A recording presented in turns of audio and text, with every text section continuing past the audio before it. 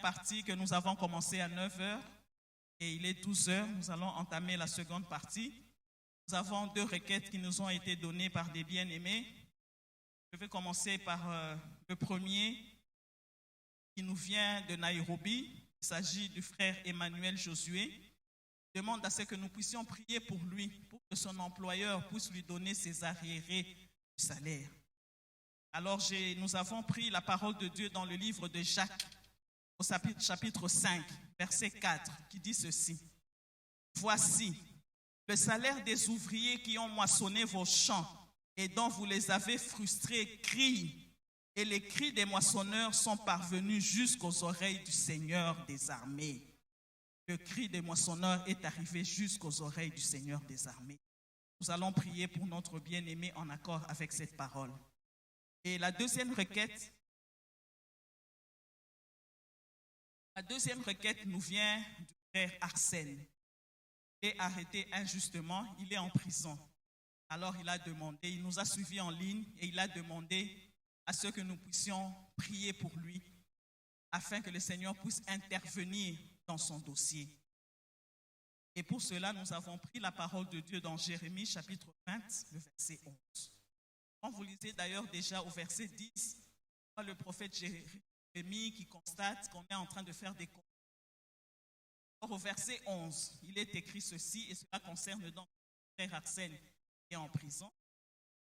Mais l'Éternel est avec moi comme un héros puissant. C'est pourquoi mes persécuteurs chancellent et n'auront pas le dessus. Ils seront remplis de confusion pour n'avoir pas réussi. Ce sera une honte éternelle qui ne s'oubliera pas.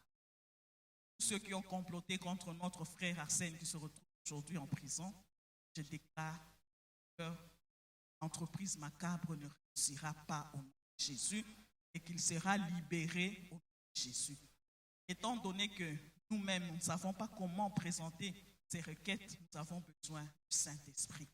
C'est vrai, nous avons déclaré la parole de Dieu, mais la prière la plus efficace, c'est celle qui est sous la direction et sous l'impulsion du Saint-Esprit. C'est pourquoi nous allons tous prier en langue pour le frère Arsène en prison et pour le frère Emmanuel Josué au Kenya. Prions en esprit au nom de Jésus. Rebo sakaraba koroboyondo roboshe manda manaika mana santa baba shike iraba baba baba reka yaba sakaraba koria iraba baba baba eraba sakaraba koroboshe mama koria bashikita yaba santa uraba shikite yaba santa baba koria raba baba reba baba oh ya gloria ya baba Iya mama, iya basakaraba koria, eraba santa. Oh rababa. Merci Seigneur. Et c'est parce que en Jésus-Christ et le oui et l'amen, nous croyons que nos prières ont été exaucées et c'est au nom de Jésus que nous avons ainsi prié.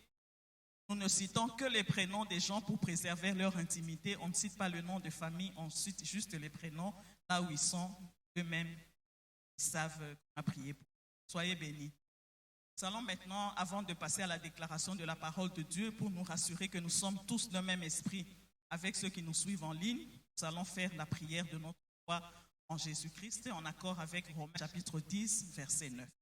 Donc, ensemble avec ceux qui nous suivent en ligne, qui n'ont pas encore reçu Jésus-Christ comme Seigneur et Sauveur, nous allons donc déclarer notre foi en Jésus-Christ. Moi, je confesse de ma bouche le Seigneur Jésus-Christ et je crois dans mon cœur que Dieu le Père l'a ressuscité d'entre les morts. Ainsi, par cette déclaration, je suis sauvé. Je suis sauvé. Je suis devenu enfant de Dieu. Désormais, moi, je fais partie de la famille de Dieu. Et je reconnais que Jésus-Christ est mon Seigneur. Il est mon sauveur personnel. Merci Seigneur. Amen. Nous bénissons l'Éternel pour cette confession de foi. On peut acclamer pour le Seigneur. Après, passer à la déclaration de notre foi. Aujourd'hui, la déclaration est basée sur le livre des Galates, chapitre 3, versets 13 à 14. Galates, excusez.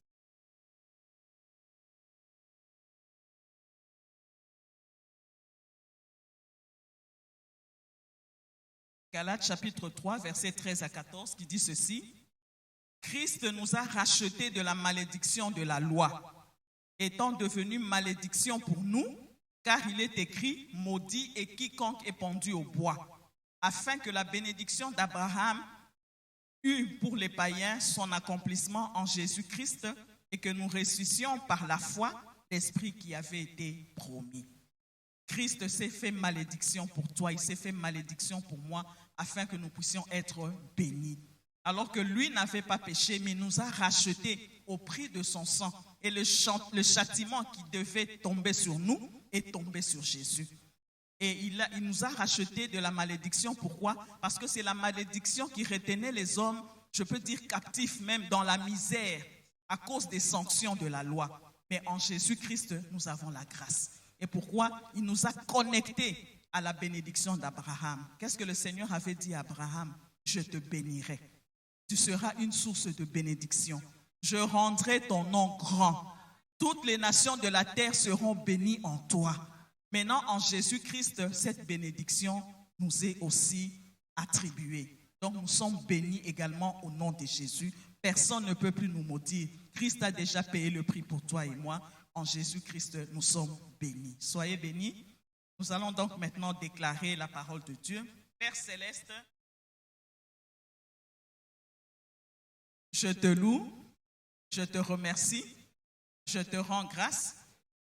Moi, je reconnais, je crois et je confesse qu'à la croix, Jésus-Christ m'a racheté de la malédiction de la loi en devenant malédiction pour moi.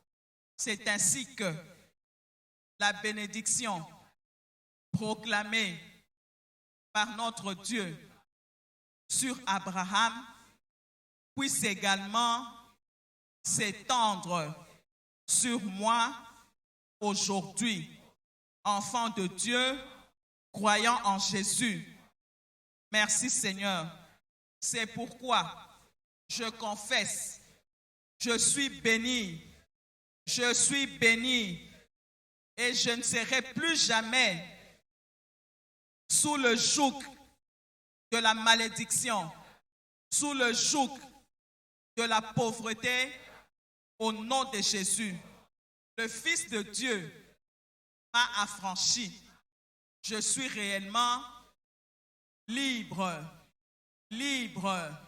Personne ne peut plus me condamner au nom de Jésus.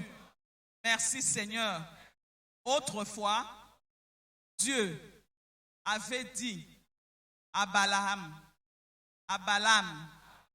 ne maudis pas ce peuple, car il est béni. Car il est béni. Or, aujourd'hui, c'est moi qui suis le peuple de Dieu. Je suis membre de la famille de Dieu. C'est pourquoi je confesse haut et fort que je suis béni. Je suis béni. Je suis une source de bénédiction. Personne ne peut me maudire. Personne ne peut me maudire. Car Jésus-Christ s'est déjà fait malédiction pour moi. Le châtiment qui me donne la paix est déjà tombé sur Jésus. Merci Seigneur. Moi, j'appartiens à la génération de la nouvelle alliance, à la génération de la bénédiction. Or, La bénédiction de l'Éternel enrichit. Elle ne se fait suivre d'aucun chagrin.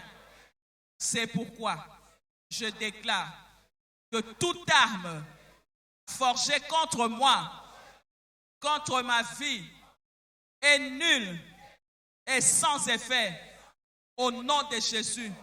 Toute arme forgée contre mon avancement, contre ma promotion, contre mon succès, est nulle et sans effet au nom de Jésus.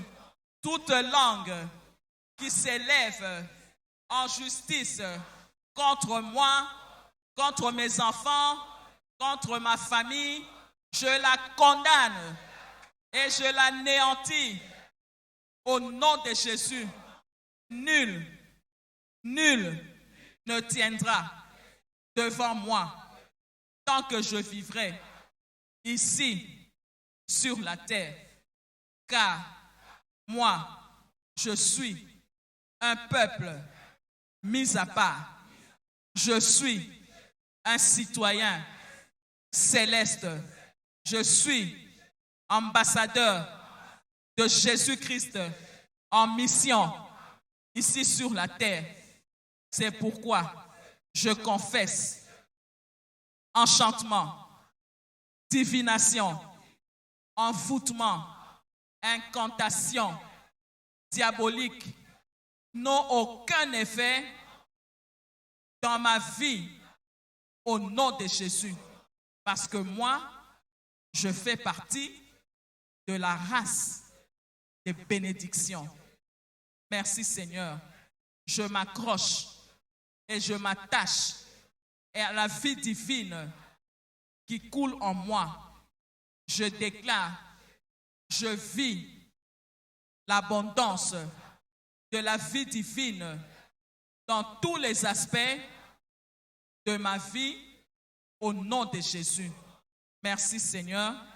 Je dis ce que je crois en ce que je dis et je scelle cette parole écrite dans Galates chapitre 3 versets 13 à 14.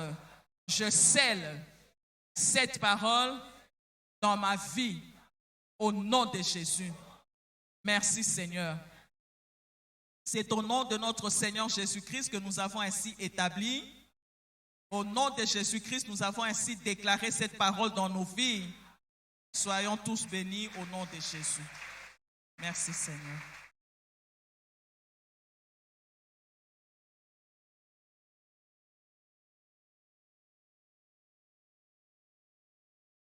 Voilà, nous sommes arrivés au temps des offrandes. Bible et lobby